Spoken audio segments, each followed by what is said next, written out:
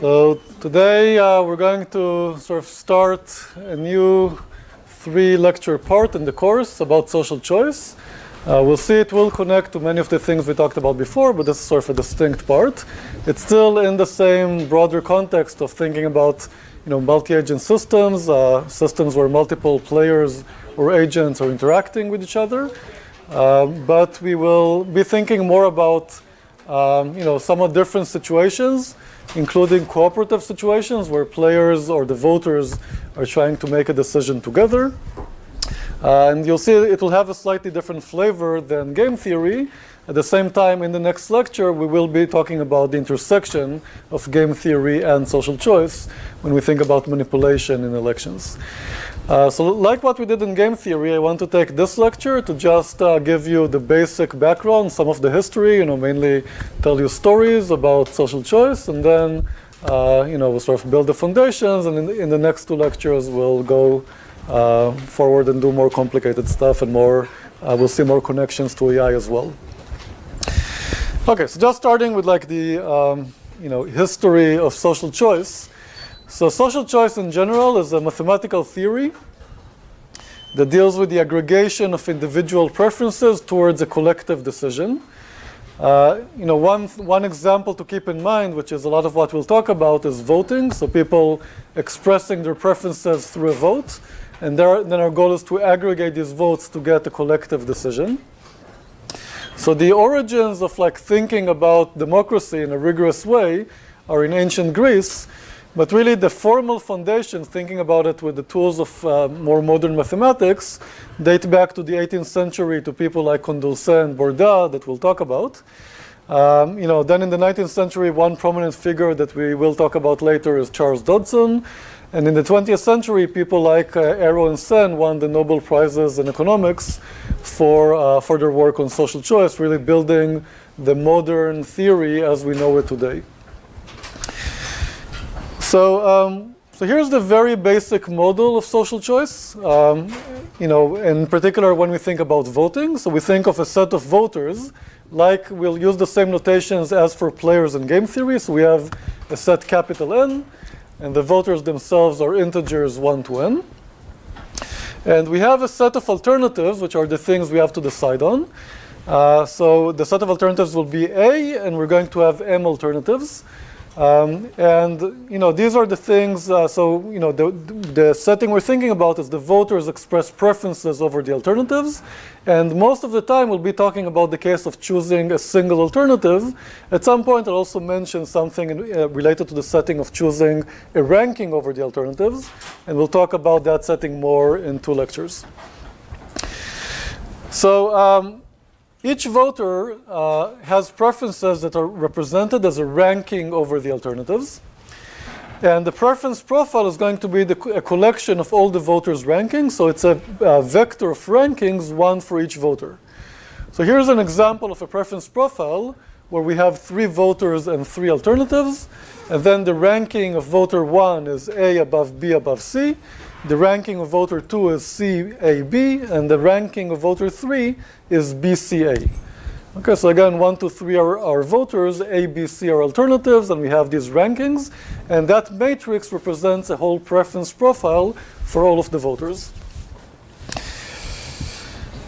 Okay, so in order to illustrate some of the concepts, I actually want to get a preference profile. Yeah, Matthew. So is there some alternative model to express if people have relative preferences that aren't just I prefer this guy over this guy, but to a degree of preference? Yeah, sure. So in economics, often the way preferences are expressed are using utilities, which give an exact number to each alternative. So there are one reason why in social choice we usually think about rankings or ordinal preferences is that it's very hard for people to express their exact value for each alternative. So this is something that is much more easy to elicit. These kind of preferences are much easier to elicit from people, and that's one reason why this is the more standard model in social choice. That said, there are there is work on voting rules like range voting, where people actually do have a pool of points and then divide them between the alternatives. That's one version. Other versions, you actually assign a number. So there's definitely work like that as well in social choice. Okay, so I want to collect a preference profile from you, and our alternatives are going to be cuisines. We'll be voting on cuisines, and we'll have 5 alternatives: Indian cuisine, Japanese, Chinese, Italian, and Mexican. And I want to collect 5 votes from you guys. So who wants to give me a ranking over these 5 cuisines?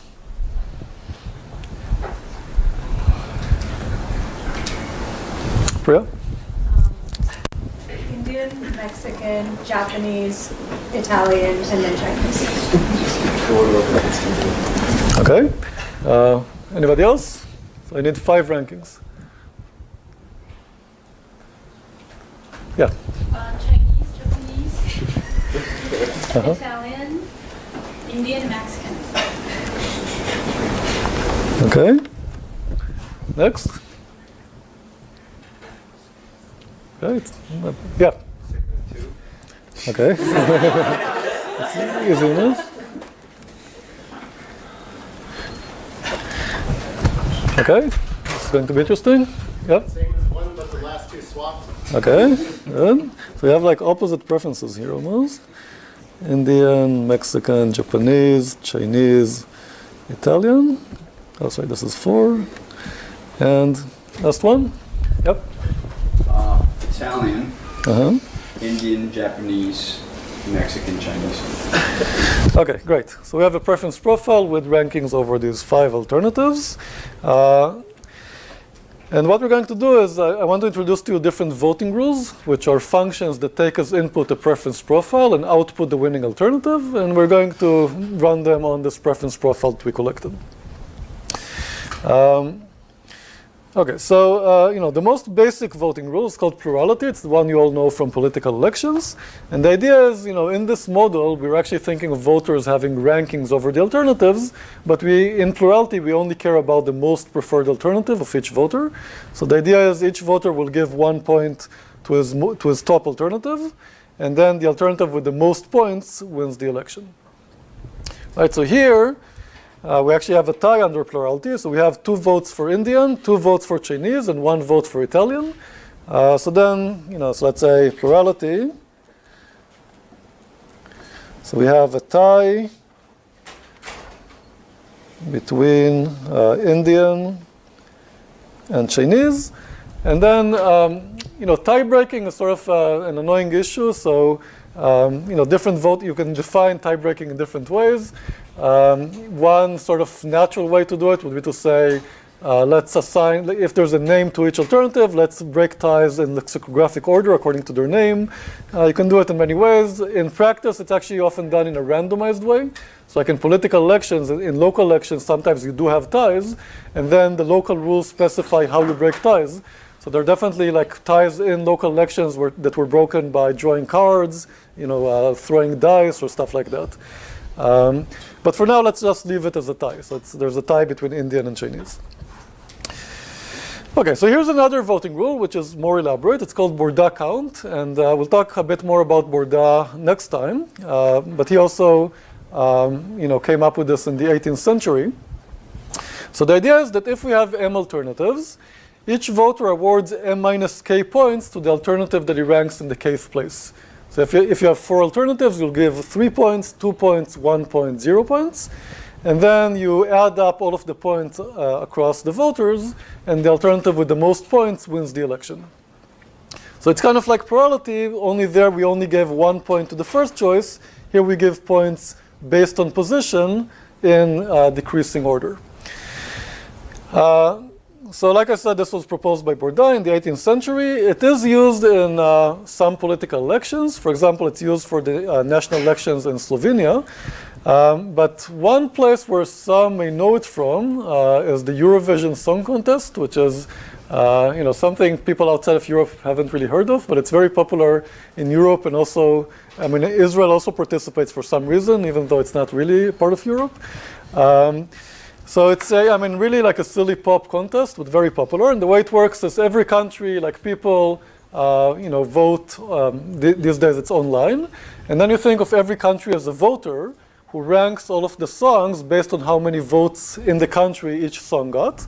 And then the first choice of the country gets 12 points. The second choice gets 10 points. The third choice gets 8 points. And then it's 7, 6, 5, 4, 3, 2, 1. So basically the 10 preferred songs get points in a somewhat Bourda-like fashion. So this is the voting rule. It's been around for a long time. It usually works pretty well. Like the Israeli delegates won the contest a couple of times, and there are sometimes nice songs. But I'm still traumatized by the 2006 outcome of this election, which were, these guys. So these are a band called Lordi, and they're from Norway, I think. So they won the contest in 2006. So you can either blame it on a failure of the voting rule or a failure of the European taste in music. But this is the situation. Okay, so here's another voting rule. To introduce it, I need to introduce this concept of a pairwise comparison or a pairwise election between alternatives. We say that X beats Y in a pairwise election if the majority of voters prefer X to Y. So we just look in each ranking, is X ranked above Y or is Y ranked above X? Oh, actually, I forgot to run Bourda on this. Let's do it. So before we move on. So let's run Bourda. So here, under Bourda, Indian would get 4 points, plus 1, that's 5, plus 1, that's 6, 10, and 13. Right? So Indian is 13 points. Actually, let me quickly check. It looks like Indian should win. Chinese, for example, get 0, 4, 4, 1, that's 9, and 0. Right, so Chinese is 9, and if I'm not mistaken, others, like Italian, right, so others are pretty clearly losing to Indian. Right, so Indian would be the Bourda winner in the selection with 13 points. Okay, good.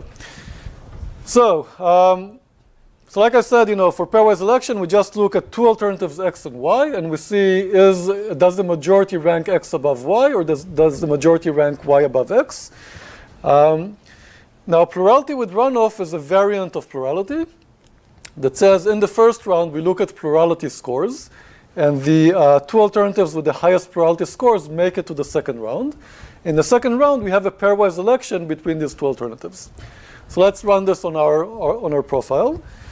In the first round, the two alternatives with the highest plurality scores, I think Japanese is like 12. Oh, Japanese has how many?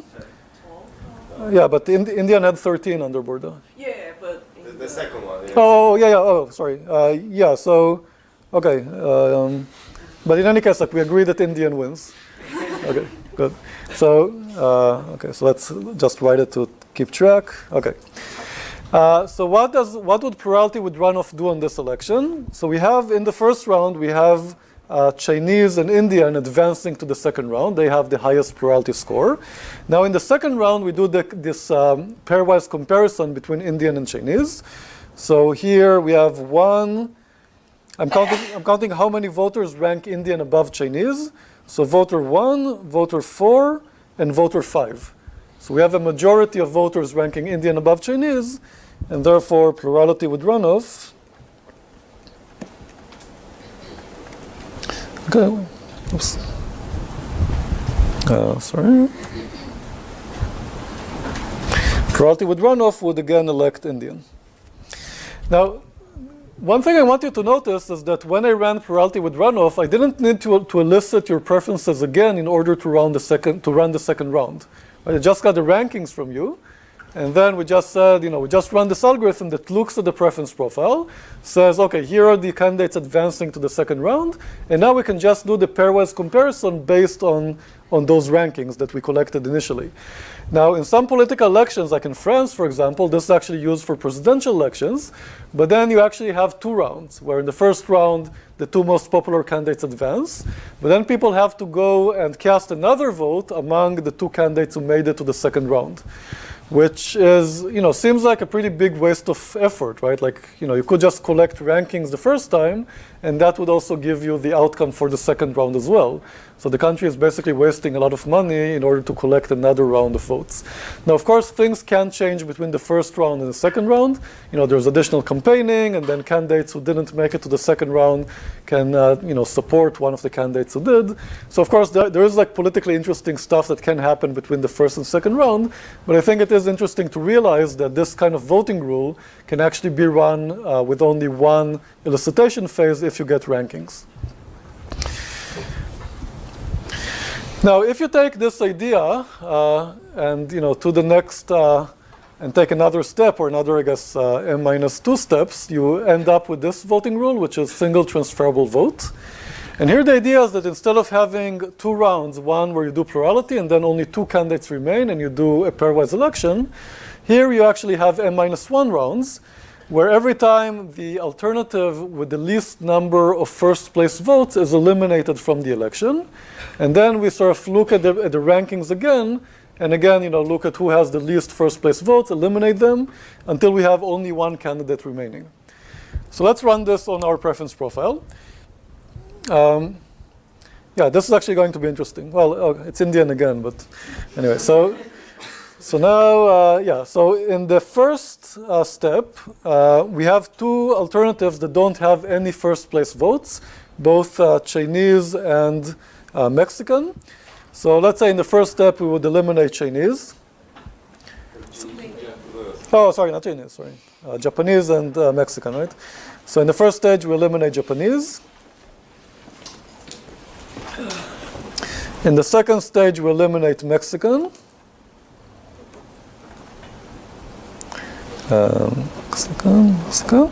Okay, now what happens in the third stage? So now we have two alternatives with 2 points each. One alternative, Italian, with only 1 point. So we eliminate Italian.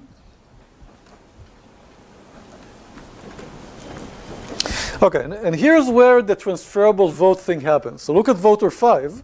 Voter 5 was previously voting for Italian, but now that his first place vote, Italian, was eliminated, the vote gets transferred to the currently first place, which is Indian. So now in this stage, we have 3 votes for Indian and 2 votes for Chinese. Right? And therefore, Chinese gets eliminated as of the 2 alternatives, it has less first place votes. And Indian is the only alternative that remains, and it's the winner of the election. So there's actually very strong support here for Indian. Okay. Right? So is this okay? So really, like the origin of the name transferable vote is the fact that when your first place vote gets eliminated, you transfer your vote to the next alternative, and in fact, this can happen multiple times. So your vote can get transferred again and again until the election ends. So this is used in various countries, in Ireland, Malta, Australia, New Zealand, and others. In the US, it's actually becoming more popular. Some of you may have heard of this as ranked choice voting, which is a really, really bad name, in my opinion, because all of the voting rules we talked about and all of the ones we will talk about, except for plurality, arguably, are ranked choice voting. They're voting rules that care about your ranked choices, so they elicit a ranking and they care about the entire ranking. So all of these voting rules, and we'll talk about more, they're all ranked choice voting. But somehow people like the movement advocating STV in the US decided to brand it with this name ranked choice voting. So some people know it by that name. So it's used in some cities like San Francisco and Cambridge for local elections. But actually a few months ago, I think it was like November last year or October, Maine voted to adopt ranked choice voting for their state elections for governor and US Congress. So now it's sort of used on a relatively larger scale in the US as well. Okay, so we did an example for STV. Good. So, we already talked about a bunch of voting rules. And actually, you guys were pretty consistent in your preferences in liking Indian. So we did get very similar outcomes for the different voting rules. But in general, we'll see an example later. Different voting rules can give very different outcomes. And the question is, how do we choose among these voting rules?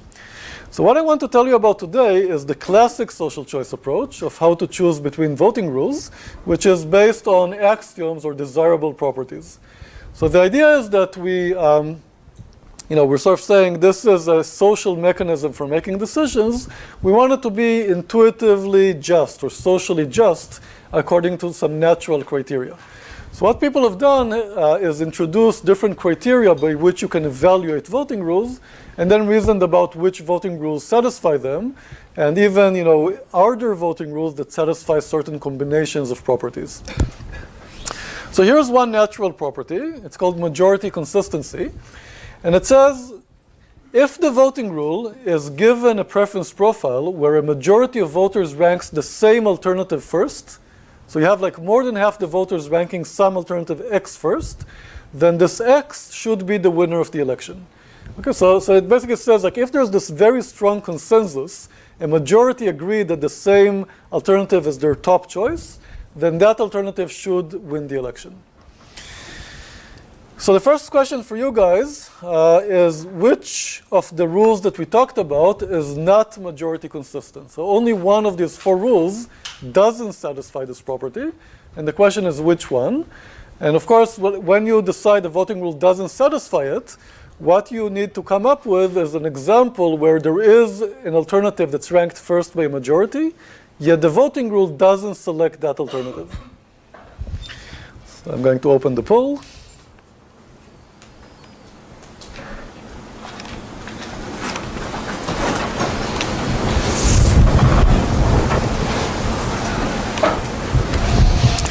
So I'll just quickly remind you, plurality counts first place votes. Plurality with runoff counts first place votes, then does the pairwise election.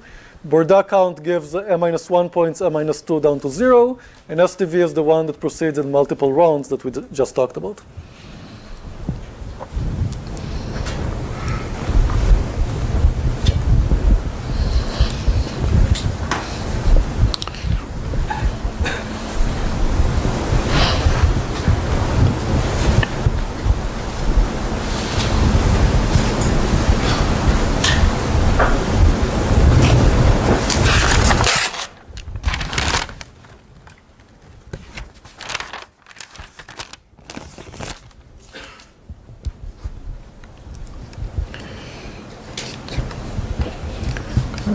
Ten more seconds.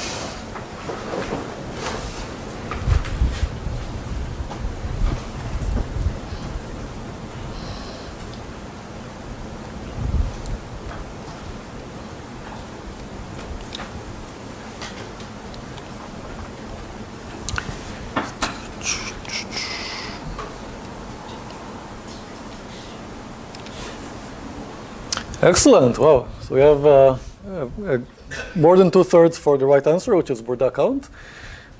So what would be an example where Borda count violates majority consistency? Yeah, Ashwin. Have one candidate being always the second choice, and where like the other candidate being the first choice for the majority, but really lower down the order for the rest of them. Okay, excellent. So Ashwin is suggesting the following thing. So let's say we have, n/2 + 1 voters that rank some candidate A first and B second, and then other candidates in some order. And then the rest of the voters, we can even put B first in the rest of the voters, right? So let's even give B an additional boost. So let's take n/2 - 1 voters that put B first. But then Ashwin's idea was let's put A last in these votes. Okay, so the idea was B is sort of consistently strong throughout all of the votes. A is ranked first in the majority of votes, but then is dead last. So what would happen? For example, if we have 5 alternatives, then A would get 4 points from each of these and 0 points from each of these. B would get 3 points from each of these and 4 points from each of these. So even though you have slightly fewer voters in this set than this set, still overall, obviously B would get much more points than A. Right, so B would be the winner of the election, even though A is a candidate that's ranked first by a majority of voters. Okay? So it's an example where we have a majority winner, but Borda fails to select it, which doesn't necessarily seem like a bad thing, right? Because A is like very weak in these votes, so it's not clear that that it's like the wrong thing to not select A. Okay, very good.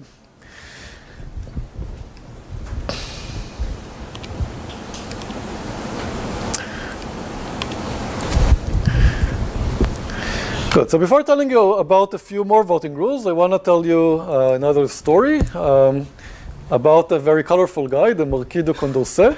Let me just tell you right now, some of you are going to say Condorcet in the next 20 minutes. Don't say Condorcet. It's Condorcet, so you don't pronounce the T. Okay, it's a French name, so the T at the end is silent. Do not pronounce it.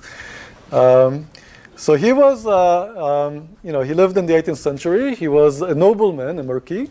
But he was a very enlightened person and made significant contributions to political science and mathematics and sort of the foundations of probability theory. A lot of people make the mistake of thinking that he was executed in the French Revolution. So you might think that this picture is like what he looked like after he was beheaded by the guillotine. But in fact, he was not executed. In fact, he was one of the leaders of the French Revolution. So he supported the revolution. And after the revolution, he was one of the people thinking about how to design the constitution.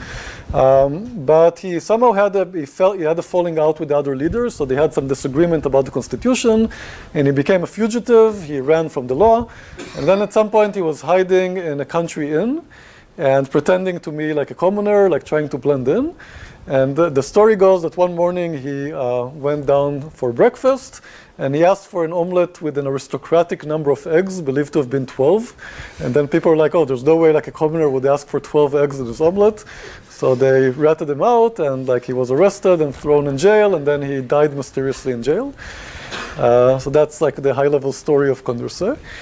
But he, like I said, he made very important contributions to political science and also voting and thinking about voting, sort of laying the mathematical foundations for thinking about voting. So he reasoned about voting in the following way. First of all, he adopted this idea of comparing alternatives in a pairwise election, like we discussed, thinking about the majority, like does the majority prefer X to Y? And then Condorcet said the following thing. Well, we can compare X to Y and say, does the majority prefer X to Y or Y to X? But, and let's say that we compare all of the alternatives to one another using these pairwise comparisons. Now, if we have an alternative that beats every other alternative in a pairwise election like this, then we can say this is a really strong alternative and we should select that alternative. Right? So if there is such an alternative that beats every other alternative in a pairwise election, that's a very, very strong consensus and should be selected. However, what Condorcet noticed is that a Condorcet winner, what we call today a Condorcet winner, may not exist. There are preference profiles where there is no Condorcet winner. And he actually noticed an even stranger phenomenon. So here's a simple example profile with 3 voters and 3 alternatives. And let's compare every pair of alternatives. So if you compare A and B, you can see that a majority, so voters 1 and 2, prefer A to B. So we have A being preferred to B by a majority. Now, if you compare B to C, you can see that voters 1 and 3, a majority, prefer B to C. And if you compare C to A, you can see that voters 2 and 3 prefer C to A. So a majority prefers C to A. So what we got is a cycle in the preferences of the majority. The majority prefer A to B, the majority prefer B to C, and the majority prefers C to A. In particular, there's no Condorcet winner because every alternative beats one other alternative and loses to one other alternative. But this idea that the preferences of the majority can have a cycle was really shocking at the time. So people, democracy then was very young and people viewed it as like this big flaw in this whole idea of democracy. It was very shocking, but but from the point of view of Condorcet, he was like, oh, I wanted to choose this Condorcet winner, but now we can't. But what he said was, well, at the very least, I want to define this criterion for voting rules that says, if you do get a preference profile that has a Condorcet winner, this preference profile, the one we had, doesn't, but some do. If you do have such a preference profile, I want the voting rule to select the Condorcet winner. So if there is a Condorcet winner in the given profile, I want the voting rule to select it. So this property is called Condorcet consistency. If a voting rule always selects a Condorcet winner when one exists in the given profile. And the next question to you guys is which rule is Condorcet consistent? So we're just going to think about two of them, plurality and Borda. And the question is it just plurality, just Borda, both, or neither one?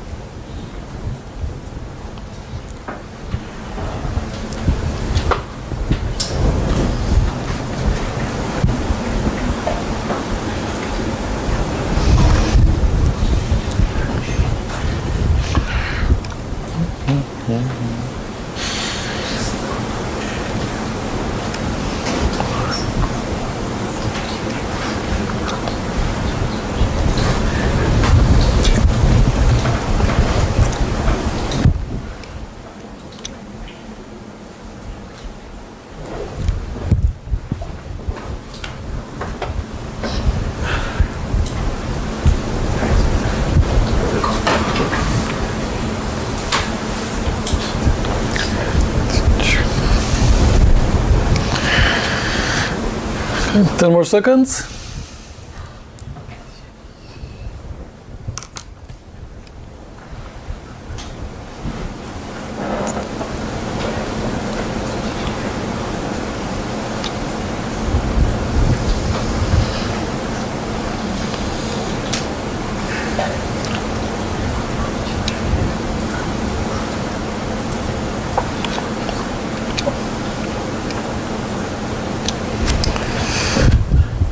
Interesting. So there's quite a bit of controversy.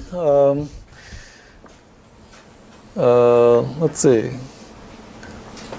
So what do we deduce from this? So at least like one option we already ruled out, which is that Borda count is not Condorcet consistent. So what is an example that shows Borda count is not Condorcet consistent? Brian? Like I even sort of hinted at it by writing Borda here and marking stuff. So this is an example where we have a Condorcet winner which is not selected by Borda, because this candidate A that is ranked first by a majority of voters, of course, is a Condorcet winner, right? Is preferred by a majority to any other alternative. All of the guys are ranking first. So is in particular, and this is always true, any majority winner would be a Condorcet winner. And what we said was Borda doesn't select candidate A. In this profile, it selects candidate B. So this is an example where we do have a Condorcet winner in particular, and the Condorcet winner is not selected by Borda. So Borda is definitely not Condorcet consistent, so it's either just plurality or neither one. Yashwin? So in pairwise elections, if you took two voters which rank B second compared to A, then B doesn't beat A in that pairwise election. So how is B a Condorcet? Oh, if sorry. So I'm claiming A is a Condorcet winner here. So I'm claiming A is a Condorcet winner because. If you take two voters who voted B first and A last, then also A. Oh, so we're looking at all of the voters simultaneously, but only two candidates. So we're looking at.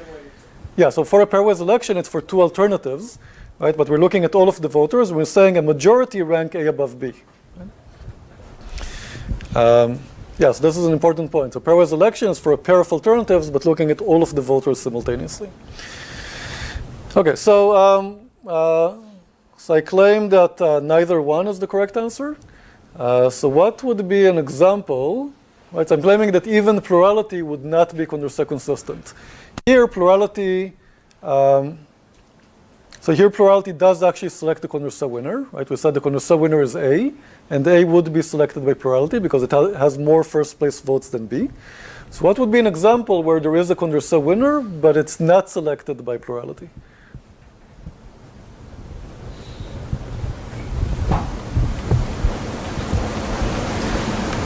Ben? So in this example, add a candidate C Mhm. above A on So, most of the left half. Except for leaving two of them. But it's right, but then we still need to strengthen A for A. So you want A to be the Condorcet winner? Like, who do you want to be the Condorcet winner? so that was C. C, I see. So you're saying we'll put C like on top, except, but we don't want to give him a majority? Yeah. So you want C to lose to B, but then why, let's see. So here you want to put him maybe like in the second place. Okay, yeah, I think this would work. It's, I think, slightly more complicated than what it needs to be, but it should work. So Ben is proposing we put, he wants to make B the plurality winner. So C has like n over 2 minus 2 or 3 votes or whatever. B has n over 2 minus 1 vote, so B would be the winner. But because, let's see, C is like usually, let me What is the plurality rule again? so plurality is just looking at the first place votes and counting how many you have. Right, so plurality here, How many you have? yeah. So does somebody have an idea? I mean, this works, but let's simplify it a bit. I mean, there's like a, so does somebody have an idea of how to simplify this? Because I think to make this work, like, we have to be more careful about how to arrange the others.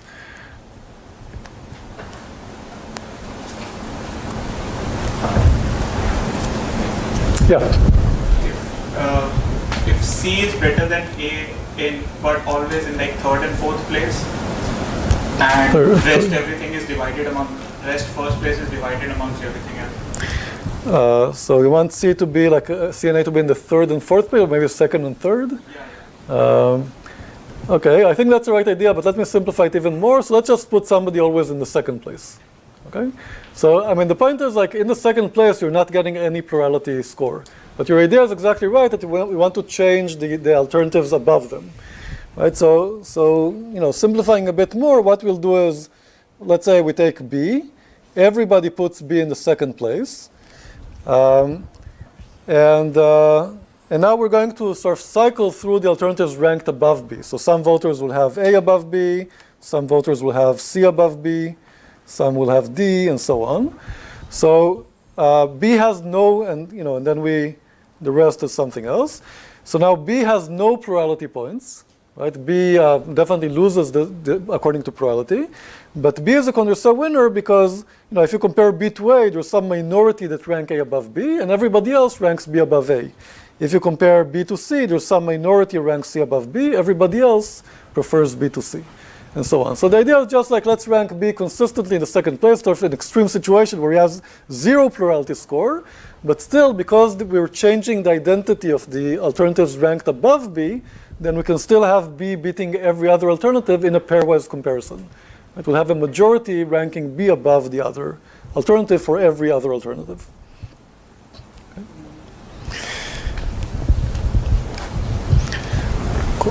Yeah, sure. But if the majority winner is somebody other than B, in this case you're saying that B is the Condorcet winner but not the plurality.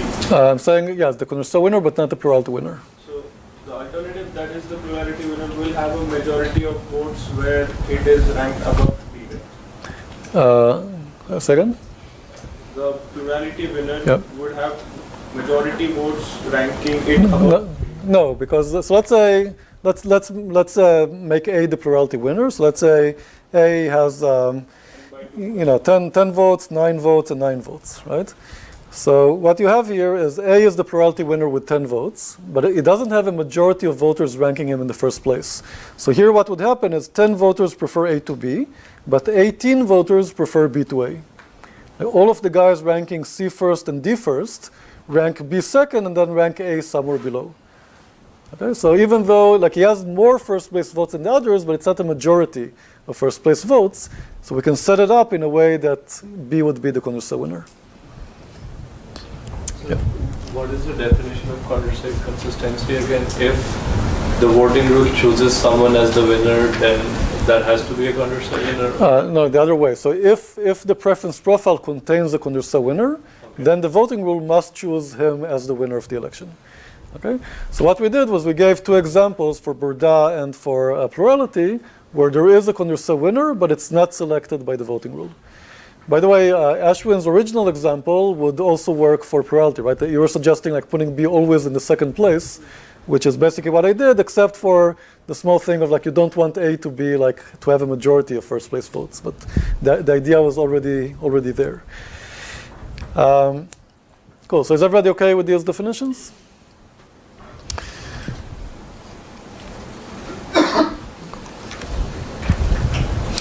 Okay, so essentially it's not only plurality and Bourda that are not Condorcet consistent. All of the voting rules we talked about so far are not Condorcet consistent. One general thing you can say is plurality and Bourda belong to a family of voting rules called positional scoring rules, which are defined by a vector of scores, where every voter gives, some S1 points to the first place, S2 points to the second place, and so on. So you can think of plurality as a positional scoring rule with a vector of points 1 and zeros. And Bourda is a positional scoring rule with a vector of points m-1, m-2, and so on. So you can actually prove that no positional scoring rule would be Condorcet consistent. Maybe we'll prove that in the homework. Okay, but you can also prove the other voting rules we talked about are not Condorcet consistent. So I want to show you a few examples of voting rules that are actually Condorcet consistent. The first one is called Copeland. And it again has a notion of score, but defined in a different way. So the score of an alternative is the number of other alternatives that it beats in a pairwise election. So again, we look at pairwise elections, and we just ask for alternative X, how many other alternatives does it beat in a pairwise election? So I'm claiming this voting rule is Condorcet consistent. Like if there is a Condorcet winner, it will select it. So any ideas why? Have you? I was just asking, so it's for each choice the one that you pick from all the choices is the one that has the highest score. Yes, exactly. Right. So again, we think of this notion of score, and we want to maximize the score. So choose the alternative that has the maximum score.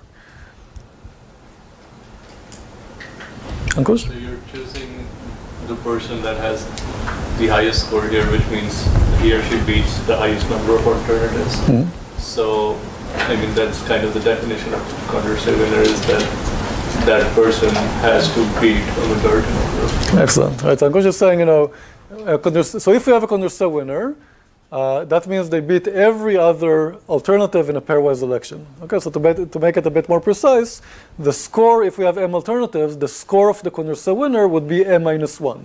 They beat every other alternative. On the other hand, we want to show every other alternative would have lower score. And the reason is that they definitely lose to the Condorcet winner in a pairwise election.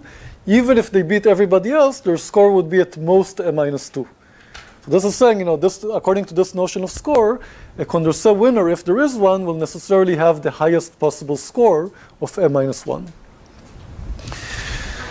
So here's a trickier rule that is also Condorcet consistent. It's called maximin.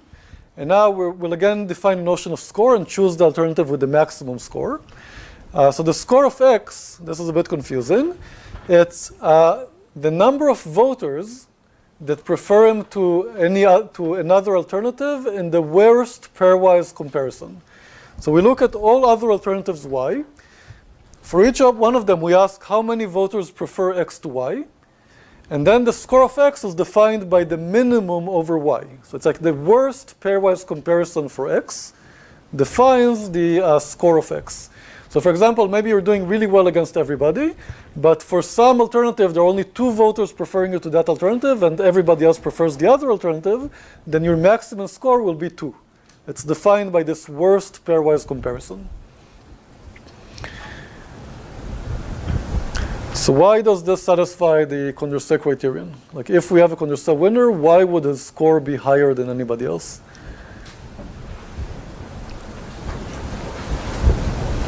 So in this technique, are you basically comparing a person to its strongest opponent and then seeing like the number of people who prefer you to that strongest opponent. Exactly. Yeah. So for every alternative, we look at its individually strongest opponent, like in comparisons with that alternative, and that defines the score of the alternative.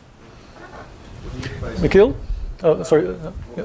This beats everyone, so the max min has to be more than half of the people.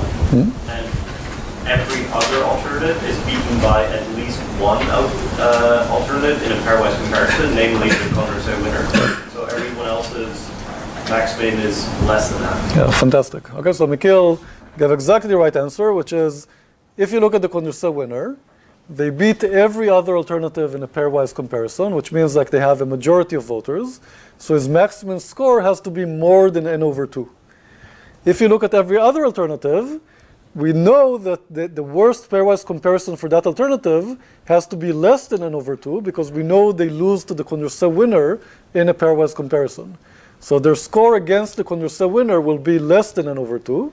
In particular, their worst pairwise comparison has to be less than n over 2. So, in conclusion, the Condorcet winner will have score more than n over 2.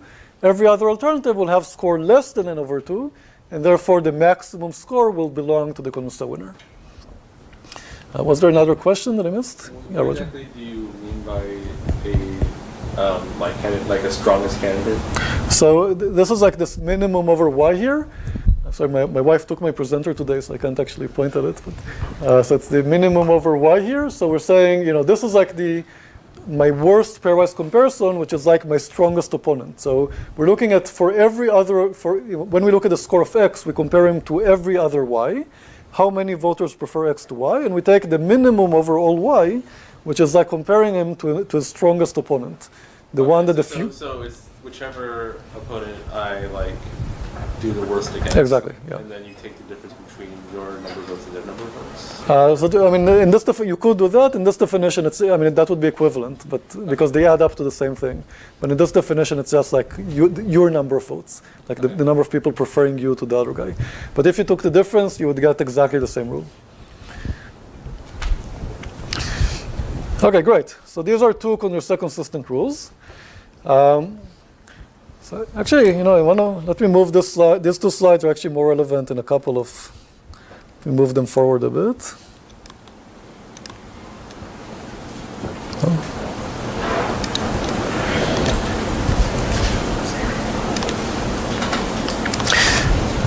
Good. So I still want to talk about another voting rule that is Condorcet consistent, but here there's a story. So the story is about this guy, Charles Dodson. I mentioned him before as like one of the landmarks in the 19th century. So he was an Oxford Don, so he was a professor of mathematics in Oxford University in the 19th century. So he wasn't a very notable mathematician. He was sort of okay. Didn't make like big contributions to math, but he was a very famous author. And when he started writing, he wanted to take a pen name. So what he did was he got rid of his last name and he exchanged his first and middle names, and then he took two names that sound similar to these two, and that's how he ended up with Lewis Carroll, who you all know as the author of Alice's Adventures in Wonderland. So he was, he thought quite a bit about voting. By the way, he was also a pioneer of photography, so he was really a Renaissance man. And one of the things he did was suggest a voting rule that is Condorcet consistent. Now, the interesting fact about that is that he published this pamphlet where he proposed his voting rule, but he was sort of talking about the Condorcet winner, like not in that way, not with that term, but the idea of a Condorcet winner circumventing the problem that Condorcet identified, but without giving any credit to Condorcet. And then, historians of science have asked, like, is Dodson a plagiarist? Like, did he know about Condorcet's ideas, but didn't give credit? So it's kind of interesting. Like, there is a partial, some evidence exonerating Dodson. So it turns out that, at the time, you wouldn't go to Google and search for the stuff. You would go to your library at the university and look for the book. So Condorcet's book was available at the library at Oxford. But it turns out that at the time, when they printed books, the pages were glued to each other, And in order to like read something, you had to use a cutter to separate the pages, like to cut them. And the pages that are relevant, like the ones that talk about the relevant work of Condorcet, are actually uncut in the book in the Oxford Library. So that means at least like if Dodson knew about it, it wasn't from the copy in the Oxford Library. So that sort of partially exonerates Dodson. I mean, he should have known about it, but it at least partially exonerates him. So what he was saying is, okay, you know, he was aware, he sort of probably independently thought about this problem of we want to select a Condorcet winner, we may not have one. So what do we do when we don't have a Condorcet winner? So his idea was to define a distance function between preference profiles, which is the number of swaps between adjacent alternatives needed to transform one profile into the other. And then he defined the score of an alternative x. This is actually like, you can think of it as negative score of like, or like bad points, as the minimum distance between the given preference profile and the preference profile where x is a Condorcet winner. Or in other words, it's how many swaps do you have to make in the given profile in order to transform x into a Condorcet winner. Okay, so I'll give you an example on the next slide. It's pretty confusing. But it's really like the idea is I want to select an alternative that is closest to being a Condorcet winner, and this gives a rigorous notion of how close you are to being a Condorcet winner. So Dodson's rule is selecting an alternative that minimizes the Dodson score. I'm just going to change this to the current terminology.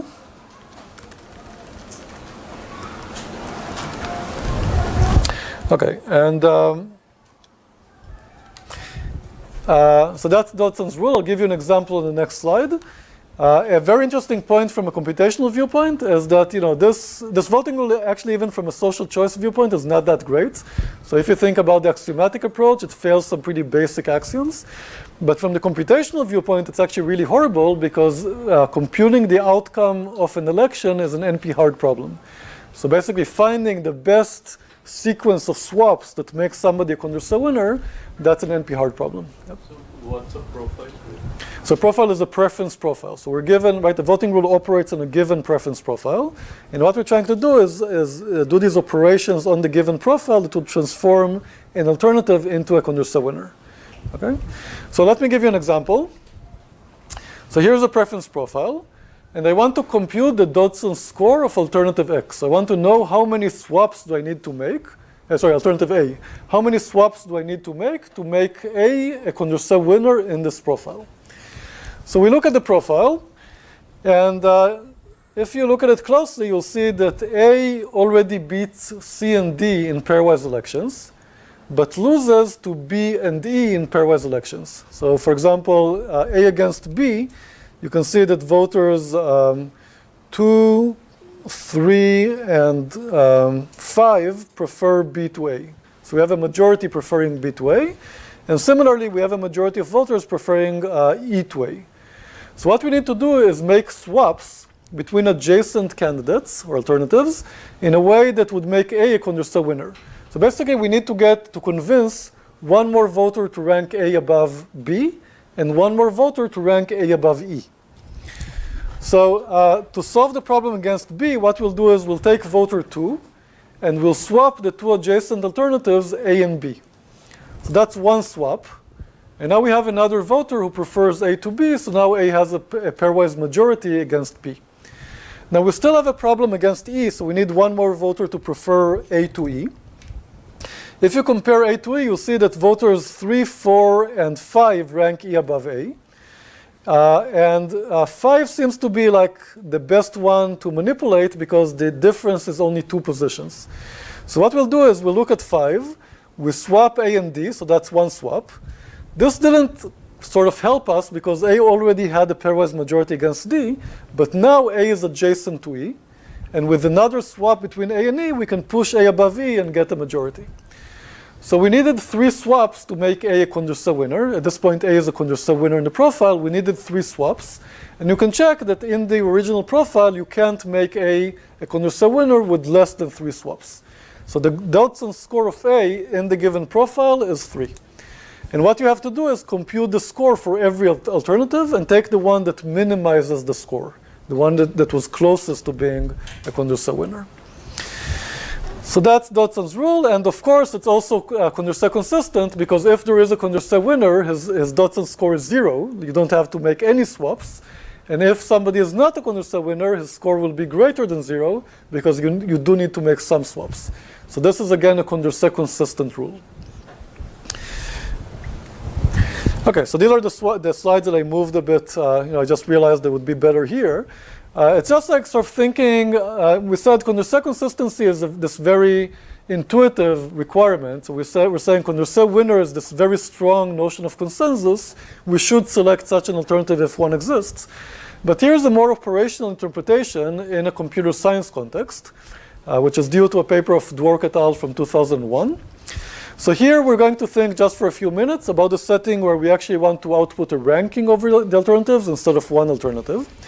And we'll take a closely related notion of generalized Condorcet that says if there's a partition of the alternatives into two sets x and y, such that for every x in x and every y in y, we have a majority preferring x to y, then we should rank all of x above all of y.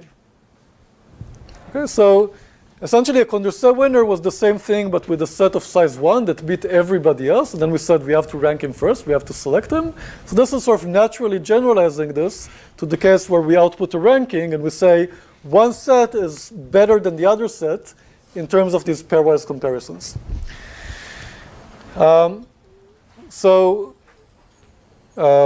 Right. Now, what we want to think about is web search. So we think about multiple search engines. And what we want to do is aggregate the results, the rankings given by these multiple search engines. And the idea that Dwork et al. Had was that if we have this kind of Condorcet criterion, this can help us fight spam. Why?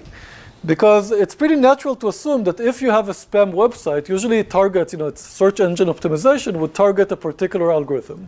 So you may fool some search engines, but it's very natural to assume that the majority of search engines would identify you as a spam website because you only targeted specific algorithms. So this means that if you have an aggregation of different search engines that satisfies this generalized Condorcet criterion, then all of the spam websites will be ranked last. Right? Because for every spam website and every regular website, a majority of engines would identify the spam website as spam and then put them below the legitimate website. So we have this kind of property, and therefore a Condorcet, an engine that satisfies this property would put all of the non-spam above all of the spam. So for example, if we want to aggregate search results from Google, Bing, and Yahoo, and the legitimate websites are the red ones, and the spam alternatives are the gray ones, then it could be the case that X fooled Google, Y fooled Bing, and Z fooled Yahoo. But then you do have this property that for each one of them, for every red website and every gray website, 2 out of the 3 search engines prefer the legitimate one to the spam one. And therefore, if your aggregation satisfies that property, you would get a ranking where all of the legitimate websites are at the top and all of the spam websites are at the bottom. So this is sort of a nice operational view of like why, in the setting that we care about, why would a property like Condorcet consistency or this extension of it, why would that help you? Cool. So I want to show you a really awesome example. Okay, so this is basically the end of the technical part of the, somewhat technical part of the talk. So now I just want to talk on a more high level about social choice and computational social choice. But just one point I want to make here is that we focused on this axiomatic approach, and we said the classic social choice approach is thinking about different voting rules and trying to think about which one would be better from the point of view of social justice, for example. And in our example, we did have pretty strong consensus, this one that I folded. So we had pretty strong consensus. We kept getting Indian as the outcome. But there are examples where things can be very different. So look at this awesome example that some crazy person constructed with 100 voters. And let's say that we run our different voting rules on this example. So if you run plurality, A is going to be the winner. This is easy to check. A has 33 points, B has 16, C has 3 plus 8, that's 11, D has 18, and E has 22 plurality points. I'm not going to compute the others, but if you compute Bourdain this profile, you'll get B as the winner. You can sort of see that B is looking pretty strong, like a lot of voters rank it second, then 16 rank it first, third, so it's sort of doing pretty well in many of the votes. It is the Bourdain winner. There is a Condorcet winner here, and that's candidate C. So all of the Condorcet consistent rules we talked about, Copeland, Maximin, and Dodson, will select candidate C on this profile. STV selects candidate D, and plurality with runoff selects candidate E. So, for each of the alternatives in this example, there is, a voting rule that we talked about. All of them seem very natural. All of them have some good properties. And for each one of them, there is a voting rule that selects it. Okay, so this really shows that on the same profile, you can get fundamentally different outcomes depending on which voting rule you use. So this is sort of one shortcoming of classic social choice, that you can say, okay, these are all of these, there are different arguments for different voting rules, and it's really hard to say, what's the right one, what's the wrong one on a given profile. So it sort of gives you only partial justification in terms of saying, this was the right thing to do when the preferences of society are like this. So that's sort of one shortcoming of this classic approach. Another very interesting shortcoming is that applying this kind of stuff in political elections, for which this kind of analysis was originally designed, is very difficult. So let me give you an example that I really like. A few years ago, I think it was 2011 or 12, there was a referendum in the UK about switching from plurality for choosing members of parliament to STV. So there was a national referendum, and there was a lot of discussion before the referendum. Basically, all of the academics agree that STV may not be perfect, but it's definitely better than plurality. So everybody who knows sort of social choice was saying you should vote yes, you should choose STV over plurality. However, STV was seen as beneficial to this hated politician, Nick Clegg. So he, was in the coalition, and part of the terms of him joining the coalition was that he wanted the switch from plurality to STV. So this was seen as helpful to him politically, just giving more votes to his party if the switch actually happens. So, the situation is, I think a lot of people, or people who know social choice, realize that the long-term benefits of switching are very significant, but it was very difficult for people to see beyond the short term of, if we vote for STV, we're going to help Nick Clegg, and we don't want him to get more votes right now.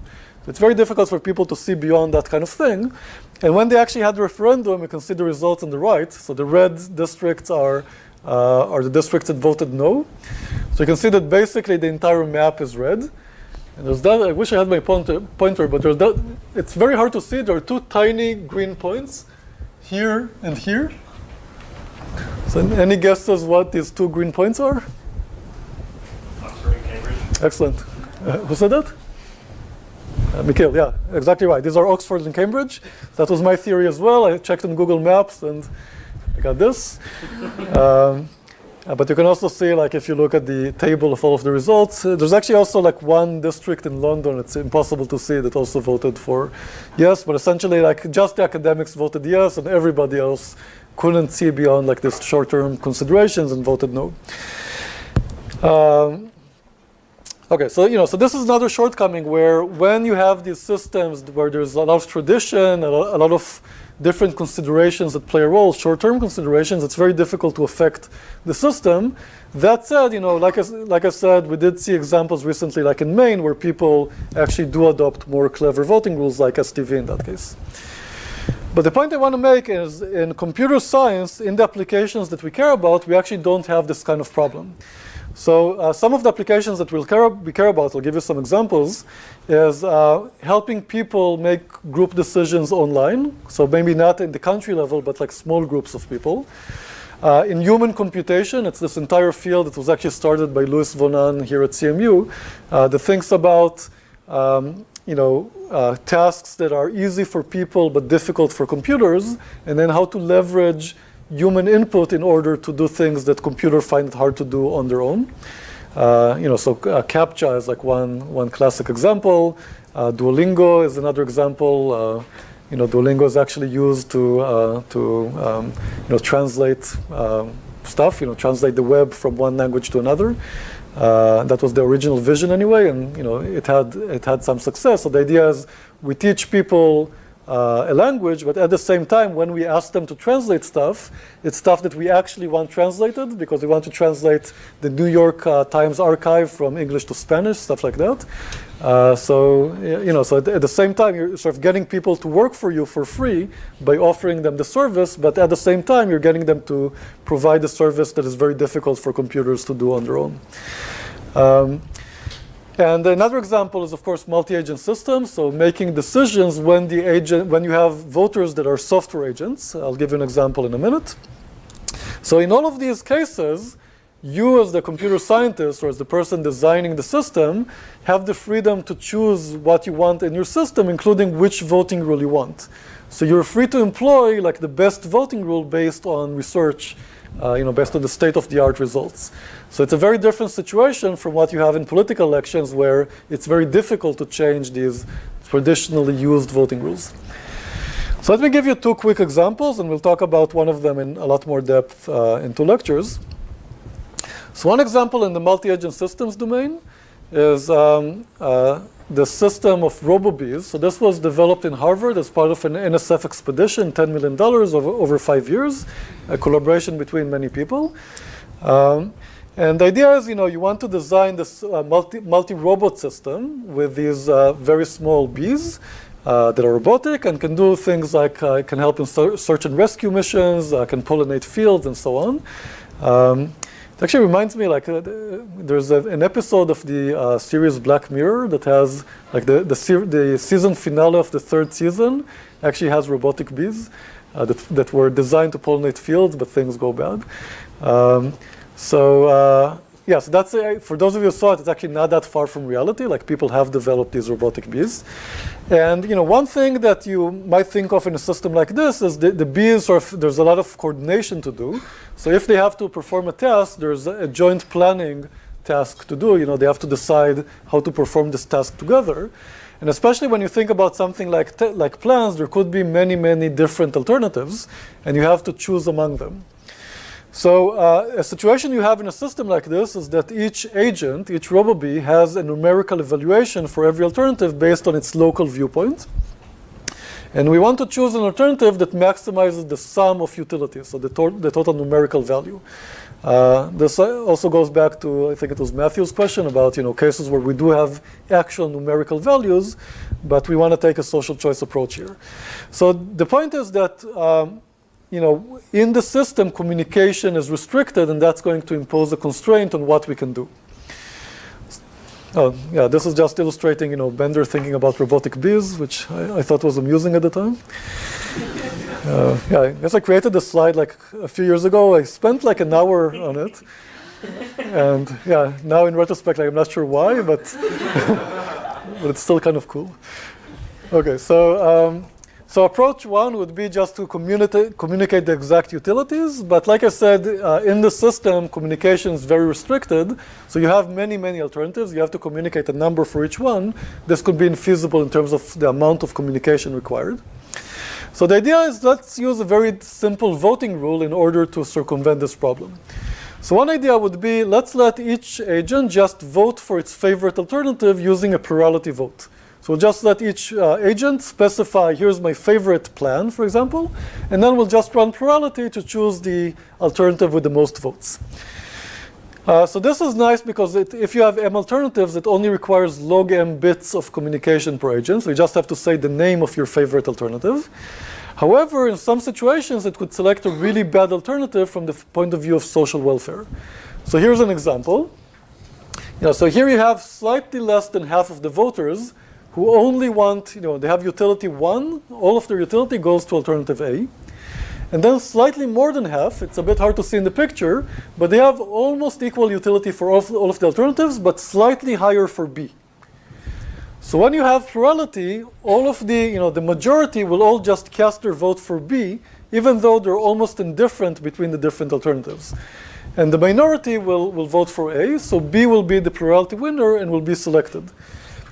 But notice that the social welfare of A is much higher than B, because you have like, n over 2 voters who give it like utility, let's say 1, like all of the utility.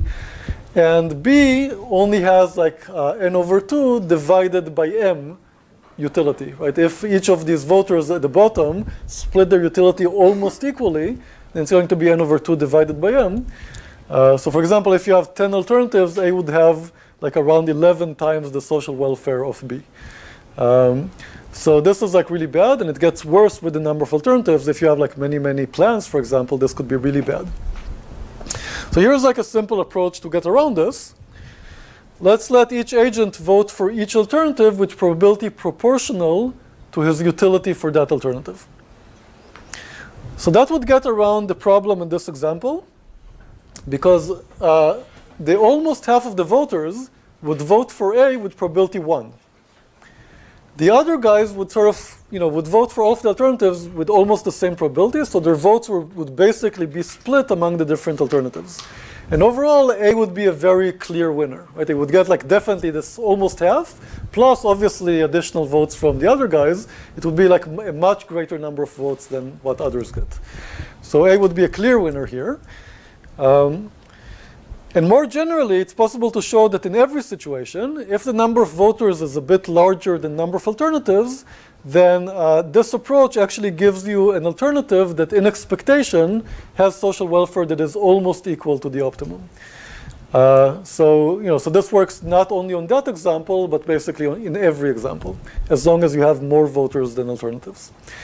So that's sort of just one example of how you can use voting in a multi-agent system to save communication. Okay, it's sort of the kind of things people think about when they think about how do we aggregate preferences when we have computational agents and restrictions like limited communication.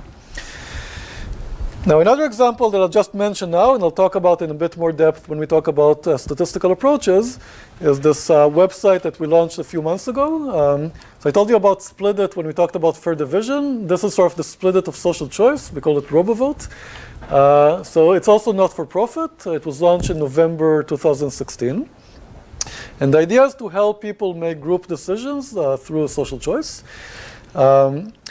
So there are basically 2 types of applications on RoboVote, depending on the type of preferences or opinions people have. So one is aggregating subjective preferences, and the other is aggregating objective opinions.